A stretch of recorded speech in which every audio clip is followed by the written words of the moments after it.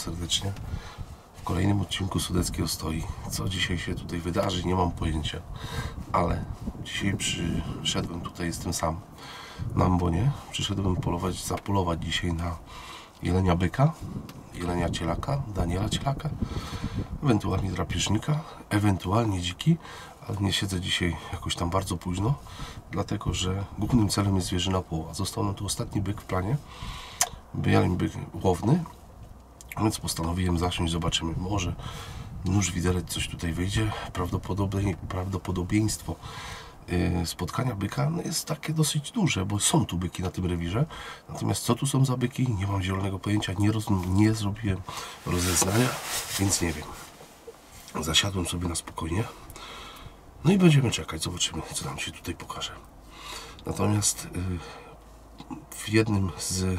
pod jednym z odcinków pojawił się pewien komentarz, do którego napisałem, że się odniosę w całości, ponieważ ten komentarz jest dosyć długi. Teraz Wam się ukaże screen tego komentarza w takiej formie, jak ów komentujący, jeden z widzów zamieścił. No bo trudno mu nie przyznać racji, tak, w tym komentarzu, więc przeczytajcie go sobie na spokojnie. Więc będziecie mogli teraz zapauzować film i przeczytać, co tam napisał, a ja postaram się do tego komentarza w jakiś sposób odnieść. Zaraz go sobie tutaj w telefonie jeszcze przeczytam, zanim wejdę w polemikę z owym panem, który ma na imię Grzegorz, tak się podpisał, Grzesiek jakoś tak. No więc no postanowiłem, że zajmę swoje stanowisko i uważam, że jak już napisałem, to uważam, że powinienem to stanowisko zająć jak najbardziej. Dobra, a teraz się rozpakuję jeszcze, bo ambona taka już wiekowa, zresztą sam ją budowałem i powiem Wam, że już trochę nam tu przecieka ten dach, gdzieś tutaj już nie ma papy chyba na górze, ale jeszcze w miarę stabilna, można spokojnie siedzieć. A Zbysia pozdrawiam i przykręcił ławkę na stałe wkrętami. Dobrze, że w plecaku ten, co mam z Pinewooda, którego widzicie, muszę Wam pokazać, w pakiecie w tym plecaku jest coś takiego, taka pomarańczowa, powiedzmy to, nazwijmy to pomarańczowy parasol dla plecaka, ale wziąłem to, przypomniało mi się, że to jest i położyłem sobie na tą mokrą deskę, której odwrócić nie można, no bo Zbysiu, który pilnuje tutaj swoich pól, postanowił wkrętami deskę przykręcić, ale jak zawsze dobrze wiedzieć, co się w plecaku ma i zawsze można to wykorzystać. Dobra, a teraz sobie przeczytam ten komentarz i zaraz do Was wracam. Tak więc, moi drodzy, po kolei. Widz, który napisał, podpisuje się Grzegorz, a nick swój na YouTubie ma myśliwy. Dobrze mówię? Bo sobie to otworzyłem. Tak jest. Myśliwy. Kilka razy zdarzyło mu się skomentować moje filmy. Ogólnie komentarze, powiedzmy, pozytywne, choć nie zawsze. Każdy, kto będzie chciał tam odszukać, to sobie znajdzie. Ale do rzeczy, wracamy do tego jednego obszernego komentarza, który pokazał się pod filmem odnośnie saren, gdzie to udało nam się upolować z Michałem te dwie kozy. Więc do rzeczy. Napisał tam, muszę się wspierać, więc sobie będę patrzył, napisał tam, przywołał jakby sytuację na polskim rynku YouTube'owym, na polskim rynku medialnym, tak naprawdę ograniczając się do YouTube'a. Pominął tutaj Facebooka, bo na Facebooku mamy dużo więcej osób promujących to łowiectwo, blogerów, influencerów, tak jak się to teraz mówi, osób, które pokazują to łowiectwo w różnej formie, głównie w formie zdjęć, jakichś tam opowiadań i tak dalej, i tak dalej. Mamy tych osób naprawdę sporo. Natomiast przywołał 4 kanały na YouTubie. Bardziej się tu odniósł do tego, że są w tej chwili obecne 4 kanały, które w miarę regularnie dodawają swoje materiały. Przywołał tu Budażu Przemka Malca, Piotrka Bogdanowicza w Ademekum, Tatka Mierczewskiego Spotkałem Myśliwym, no i mój kanał Sudecką Stoję. Natomiast trzeba dodać jeszcze jedno, że jest więcej takich kanałów. Jest kanał Andrzeja Go Hunters, jest kanał chłopaka, na imię ma Kamil, chyba 2 Kamili nawet prowadzi jeszcze, Polski Myśliwy i Dolina Kakaju. To są takie, które ja znam.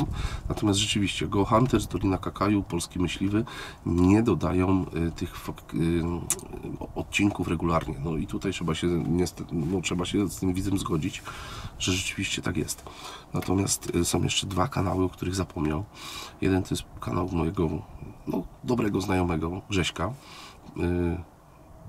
Notabene, obydwa są kanały Grzegorzy, o których teraz będę chciał powiedzieć, ale jeden to jest Poterek 81 i tutaj Grzesiek wstawia masę filmów, natomiast zupełnie inny content jest, ale do tego zaraz dojdziemy. No i drugi jest Raw Stalker, którym ja się zainspirowałem, tak? To był kanał, który mnie jakoś tam zainspirował do nagrywania. I obydwa te kanały są to najstarsze kanały na polskim YouTubie i które posiadają największe zasięgi, mają najwięcej subskrybentów. Grzesiek już, Poterek 81, otrzymał srebrny przycisk z YouTube'a, bo przebił 100 000 subskrypcji, więc to są też kanały i one dodają w miarę regularnie filmy, natomiast zupełnie inny content. I teraz wracając do tematu, ja się skupię, słuchajcie, na tych 4 kanałach przywołanych przez widza, czyli kanał Tatka Spotkałem Myśliwych, Przemka Daszbur, Piotrka Wademeku, no i Sudecka Ostoja. On tutaj podkreślił, że Sudecka Ostoja łączy jakby te wszystkie 3 kanały razem w sobie, natomiast musicie wiedzieć o jednej rzeczy. Każdy ma inny content i inne założenia. Tadek pokazuje to łowiectwo od kuchni, pokazuje to łowiectwo od strony osób, od strony osobowości, od strony ludzi, od strony myśliwych, tak? Jeździ po całym kraju, teraz oglądałem jego odcinki gdzieś na Pomorzu w kole Kniejaresko. Tutaj pozdrawiam kolegę mojego Janusza z tego koła i gratuluję na wizji jeszcze byka, bo szczelił kapitalnego 18-taka o nieprzeciętnym wieku, my tak po zębach szacuję 15 lat, ale kapitalny, mocny, medalowy byk. Ale wracając do tematu, to Tadek jeździ po całym kraju, Bieszczady, Śląsk, Opolszczyzna, teraz Pomorze Zachodnie. Śledzę te odcinki jego, no i widzę, że chce mu się, mimo swojego wieku, tutaj nie ubliżając nikomu, ale Tadek już pierwszej młodości nie jest. Poznaliśmy się w tarcach na Hubertusie ogólnopolskim, co widzieliście. I Tadeusz jest osobą, która pokazuje to łowiectwo od drugiej strony, zupełnie z innej strony, więc tu jest zupełnie inny content, tak? U niego tego polowania jest mało, ale jest dużo fajnej, niekoniecznie wiedzy, jest dużo fajnych informacji, które już zostaną na zawsze na YouTubie. O tym musicie pamiętać, że tego nikt do tej pory nie zrobił. Dla mnie to jest historia, która zostanie, jeżeli Tadek nie usunie kanału i to zostanie po nim, to moje dzieci będą mogły się cofnąć do lat 2000 i zobaczyć, jak to 20 lat temu, 30 polowano, ale i wcześniej, tak? Po wywiady z panem Kazimierczakiem, wywiady z osobami z Bieszczad, które już nie żyją, tak? Nie będę tu przywoływał wszystkich nazwisk, bo Tadek tego namieścił bardzo, bardzo dużo i nie chcę tego przywoływać, bo mógłbym kogoś pominąć, ale tam są rzeczy, których nie znajdziecie nigdzie, po prostu nigdzie i to jest wiedza unikatowa, tego po prostu się, że tak powiem, nie da zdobyć w żaden inny sposób i nie będzie to dostępne tylko w książkach, ewentualnie u Tatka na kanale. Więc to jest zupełnie, tak jak mówię, u Tadeusza jest mniej polowania, ale dużo wiedzy, którą ja na przykład chłonę i oglądam, bo ja jestem ciekawy tego. Mnie interesuje historia, interesuje mnie teraz promowanie ogara polskiego, jednej z nielicznych polskich ras, bo mam jeszcze kończego polskiego, owczarka podhalańskiego i ogara, tak. Jeszcze polski spaniel myśliwski jest. Więc tych ras mamy naprawdę mało, a Tadek robi wszystko, żeby to wypromować. I przy udziale tych chłopaków, kolegów naszych, tak, pana Kartawika, czy Piotrka Jelonkiewicza, już nie chcę przekręcić nazwiska, po prostu nie pamiętam, robi to naprawdę świetnie, tak, i chwała mu za to. Drugi program, który jest programem stricte, jak sama nazwa wskazuje, wademeku myśliwego, czyli coś, co dotyczy, powiedzmy, sprzętu myśliwskiego, wszystkiego, to co nas otacza, to jest kanał Piotrka Bogdanowicza i tutaj z Piotrem, on ma też inny content, tak, kręci odcinki z Maćkiem ze Strzelca, dla mnie osoba, która ma niewyobrażalną wiedzę na temat broni, no wiedzę taką praktyczną przede wszystkim, no i nie ma co tutaj opowiadać, ale ten program ciągnie Maciek do góry i tutaj to jest moje subiektywne zdanie, być może się mylę, ale Uważam, że większość z Was też to odbiera w ten sposób, natomiast ma wiedzę naprawdę dużą i tego nie odbierze mu nikt. Od strony technicznej, montowania na temat ogólnie broni, no jest taką chodzącą encyklopedią i moim zdaniem tutaj Piotr Bogdanowicz pokazuje to łowiectwo z zupełnie innej strony i też tam jest mało polowania. Jedyne, co można mieć tam jakieś pretensje, no to tak jak tutaj ten komentujący zauważył, te testy sprzętu. No jeżeli coś robimy, no to zróbmy ten test sprzętu tak, żeby to było w łowisku, tak? Ja też od czasu do czasu coś tam testuję. Teraz akurat jestem na etapie testowania tego Pulsara C50 i gdzieś tam się wieczorem wybiorę na dziki. Natomiast jednego się udało strzelić, tylko nie mogłem rozkminić tego, jak przerzucić, słuchajcie, z koloru na czarno-biały. Teraz już wiem, jak to zrobić, więc teraz w tym odcinku, który się już ukazał na kanale, widzieliście jakby bez doświetlacza. Coś mnie chyba grypa łamie, oby nie COVID. Widzieliście to bez doświetlacza, ale dało się strzelić, natomiast teraz już obiecuję, że będzie ten test zrobiony prawidłowo z doświetlaczem. Tam mam doświetlacz 940, więc zobaczycie. Natomiast zrobienie testów termo gdzieś tam w plenerze, gdzieś tam chodząc i nagrywając osobę z psem, redaktora i tak dalej, no wygląda to moim zdaniem mało rzetelnie, tak? Jeżeli chcemy to zrobić, to nawet wystarczy wyjechać gdzieś tam poza miasto i nagrać, nie wiem, nawet jak ktoś ma gdzieś krowy, jakieś zwierzęta, pokazać, jak to wygląda z tej strony. Ale to jest też tylko moje zdanie. Każdy prowadzi jak chce, każdy ma swoje założenia programowe, ten content robi pod siebie. Trzeci program, najstarszy program, no trzeba tutaj przyznać, że rzeczywiście taki pierwszy, czyli dashboard Przemka Malca. No słuchajcie, program, który jest na rynku 10 lat. Przez 10 lat zobaczcie, jak ten program się zmienił. Czy zmienił się na dobre, czy na złe, to nie mi to oceniać. Ja nie chcę oceniać tego. Natomiast te pierwsze odcinki rzeczywiście ja się na tym programie wychowałem. Ja w sieci oglądałem ten program, mam obejrzany każdy odcinek po kolei, tak? Nie wiem ile tych odcinków jest, ale sporo.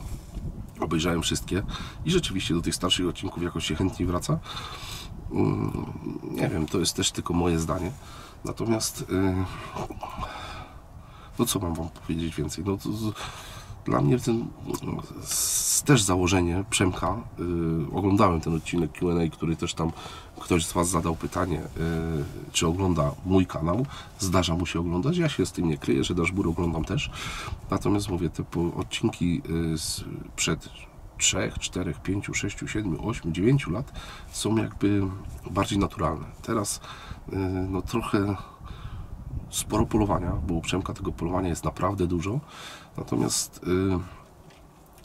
dużo, chyba za dużo, może tego sprzętu, nie wiem, nie chcę się wypowiadać. Słuchajcie,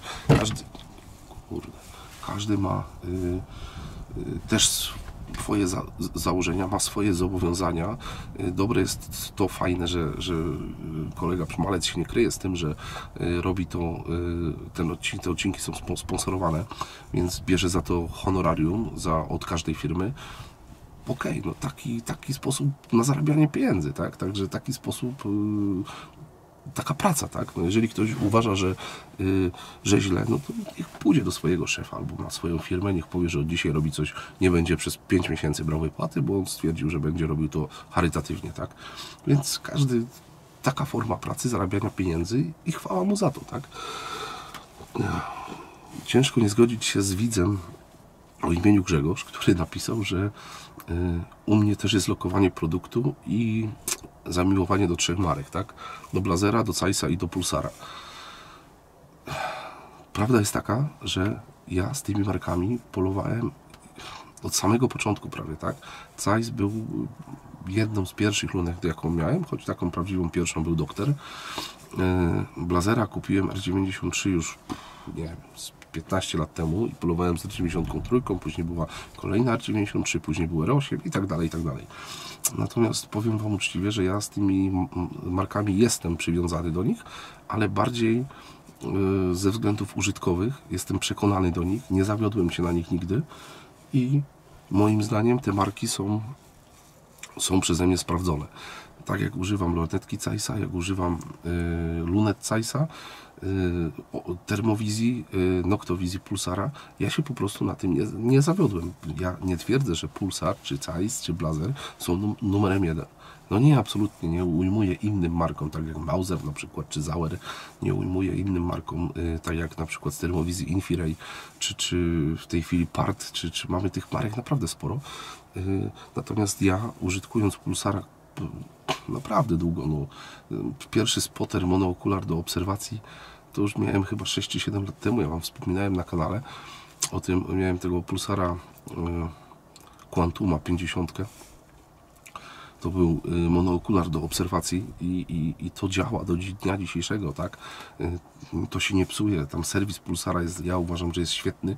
Korzystałem raz z tego serwisu do wymiany obudowy właśnie w tym Quantumie i zostało to naprawione pogwarancyjnie i zapłaciłem tylko za przesyłkę. Także powiem Wam, że ja mam do tych marek zaufanie. To, czy ja je lokuję, czy nie, no ciężko się teraz chować, żebym ja, wychodząc na polowanie, był nie wiem, zakrywał, czy blurował broń, z jakiej strzelam. No nie, no po prostu poluję z blazerem i koniec, tak? To, że widzicie mnie czasami z ekspresem, widzicie mnie rzadko, bo rzadko z klinówką, ale to jest broń rusznikarska robiona na zamówienie, więc to też jest coś, co no też można uznać, że lokuje robotę pana Połapa, tak? Na moim jednym R8 w kalibrze 9.3 jest on grawerowany indywidualnie, tak? Ja sobie to wymyśliłem też przez Dominikę, przez córkę pana Połapa, więc też można powiedzieć, że lokuje jej pracę, tak? To, że chodzę w ciuchach blazera, no to mam je już komplet argali, już kiedyś Wam wspomniałem, miałem argali 1, 2, tego lighta i zwykłego i uważam, że to są świetne ciuchy i naprawdę mało kiedy trafiłem na tak dobrą odzież jak z blazera. Teraz chodzę w tym, jest to nieprzewiewne, nieprzemakalne, świetne spodnie, wygodne. Ja, jak widzicie, nie jestem mały chłop, jestem wielki. Dla mnie musi być to wygodne przy schylaniu się, przy wchodzeniu po drabinie, przy przemieszczaniu się. No i w tych ciuchach blazera ja się czuję naprawdę dobrze i przede wszystkim wygodnie i swobodnie.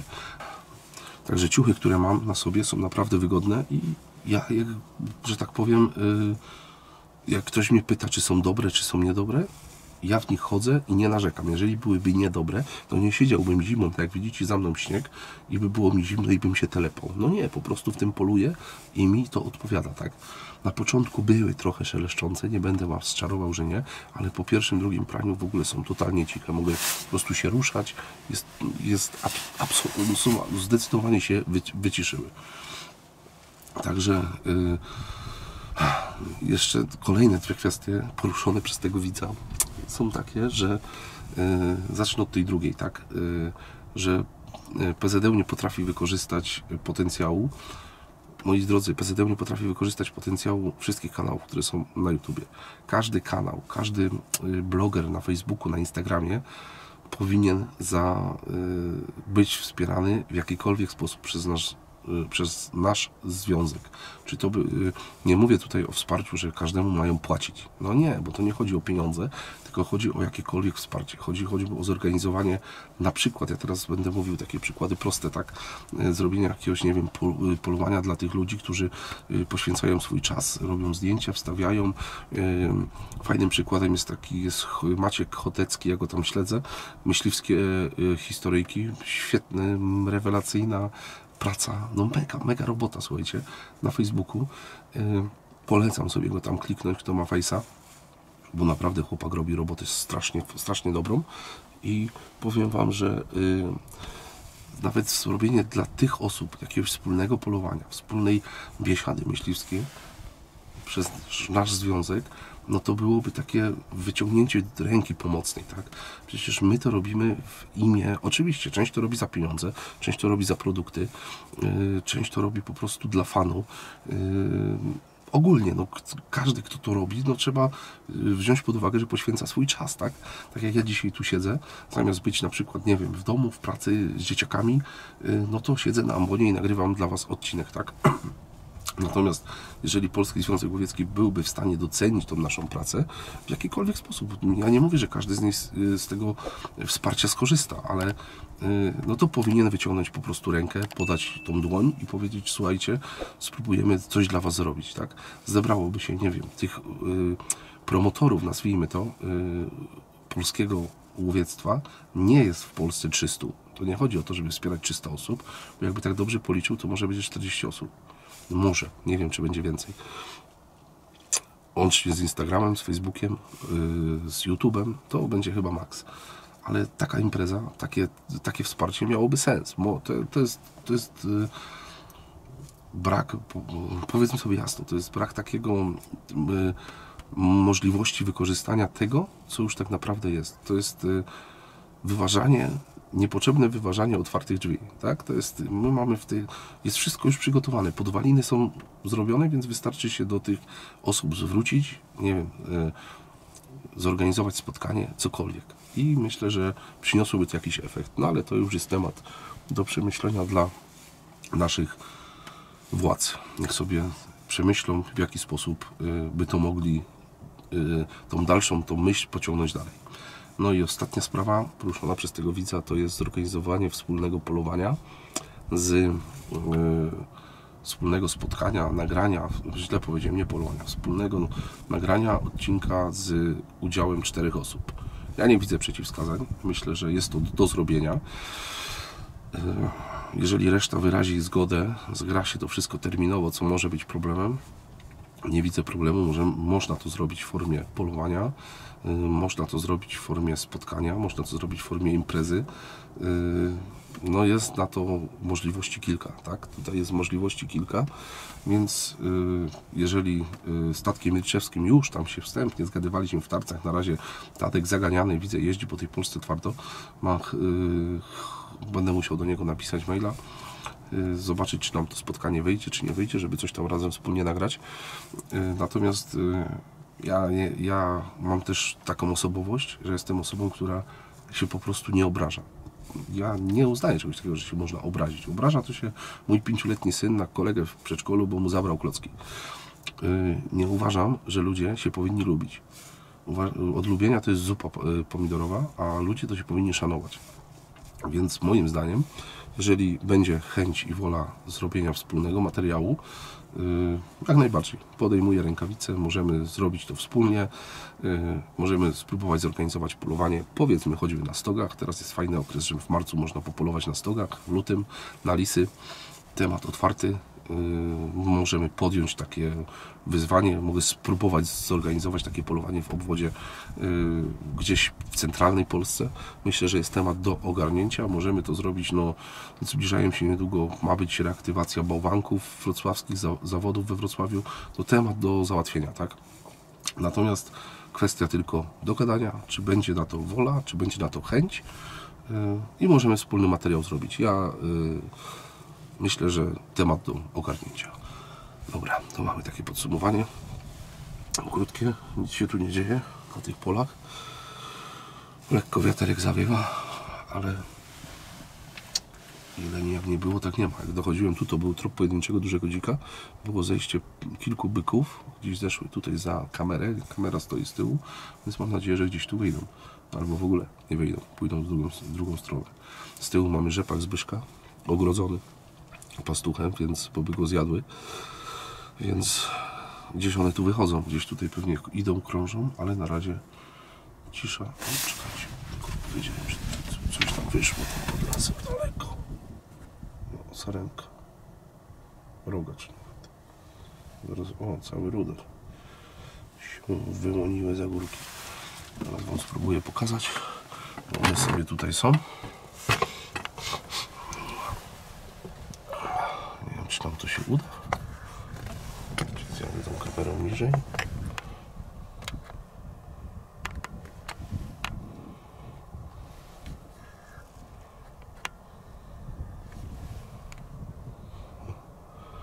Jest takie proste, słuchajcie.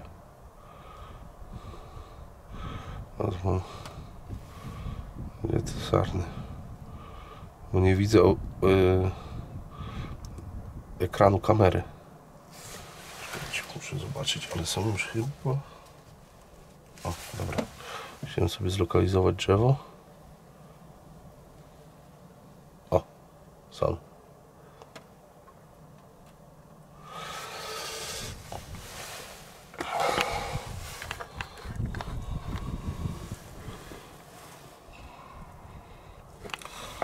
tylko my nie na sarny czekamy. Temat saren się już zakończył.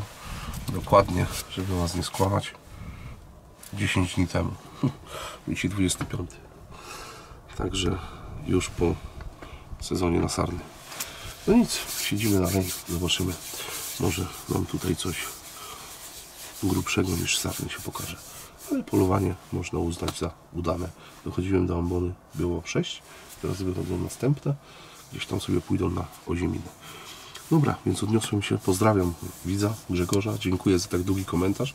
Was proszę o zostawienie komentarza. Ustosunkowanie się do tego, co tutaj usłyszeliście. Jak wy się odnosicie do tej całej kwestii.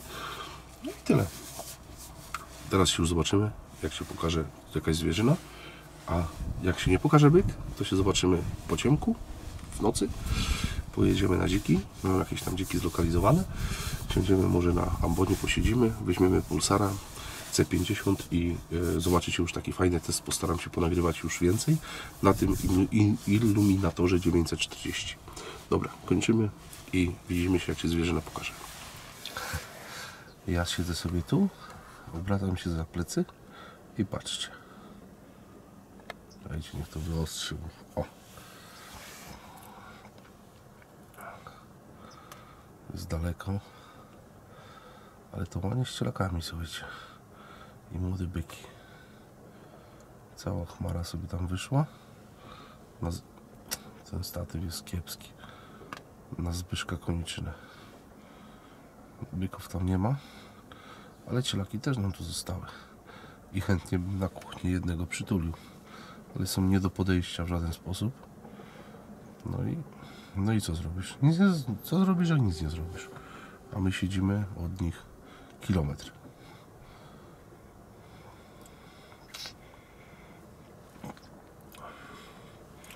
Na pocieszenie nam sarna wyszła. Teraz wam pokażę. Już nie będę przez... Tutaj sobie idzie.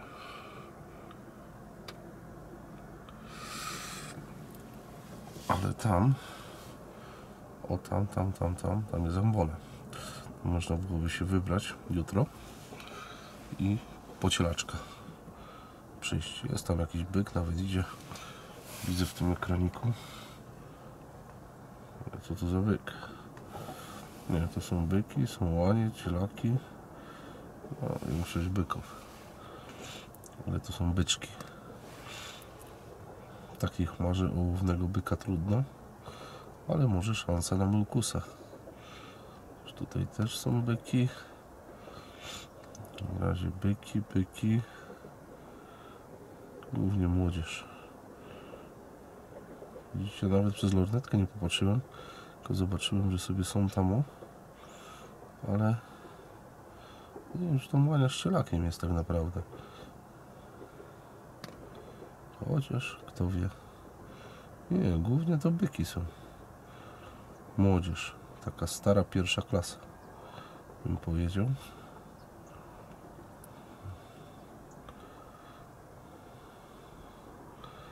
Nas coś innego interesuje. Też te dwie kości na łbie, ale innego gabarytu. To są same byczki. Młode. Chyba tam nawet cielaka nie ma. Tutaj jest coś. To będzie ciele. Po gabarytach sądząc, stąd to ciężko ocenić. Może być to równie dobrze zeszłoroczna łania. Ale może być i ciele. A tu w zasięgu strzału nic nie ma. Jeszcze wam chciałem jedną rzecz pokazać. Tu mamy chmarę jeleni. Pamiętacie takie tezy, co niektórzy myśliwi mówią, tam gdzie Daniele, tam nie ma jeleni. Te dwa gatunki się nie lubią. No, takie różne dyrdy małe. To teraz wam coś pokażę. Patrzcie tu na to. Nie będę zoomował więcej. Z lewej mamy 2 Daniele, z prawej 2 jelenie. O, tu sobie Daniele idą. A tu mamy resztę chmary jeleni. I patrzcie, jak one się nienawidzą. Jak one się nie lubią. O. Razem żerują na jednym polu.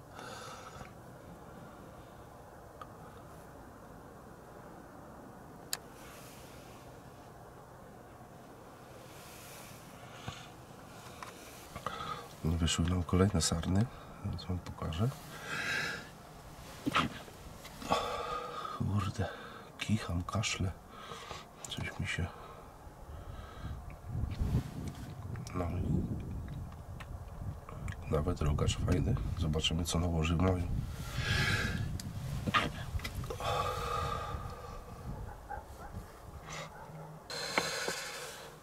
No i niestety jelenie wyszły, ale mega daleko.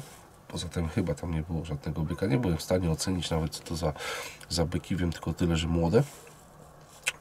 Natomiast nie było tam żadnego konkretnego byka. Wszystko to była młodzież. Tu obok nas wyszły tylko sarny. Starałem się wam to wszystko nagrać i pokazać. No więc chyba widzimy się na wieczornych dzikach. Nic, przypominam wam, zostawcie komentarz, łapę. Subskrypcję oczywiście, kliknijcie dzwonek. Kto ma ochotę, zapraszam do Patronite'a. Zawsze to wsparcie dla nas. Więc pakuję całe graty, wszystkie, cały swój mandżur i idę do samochodu. Pojadę do domu, zobaczę, jak się będę czuł, bo jak słyszeliście sami, coś mnie tam łamie. Ale tragedii nie ma. Czapkę zmieniłem na taką grubszą. No i coś sobie, jakąś kolację zjem. I chyba pojadę na dziki. Zobaczymy. Jak będę miał chęć, to pojadę, a jak nie, to może jutro. Także widzimy się już z Pulsarem C50, z opanowaną obsługą tego celownika i widzimy się na polowaniu na kabany. Do zobaczenia.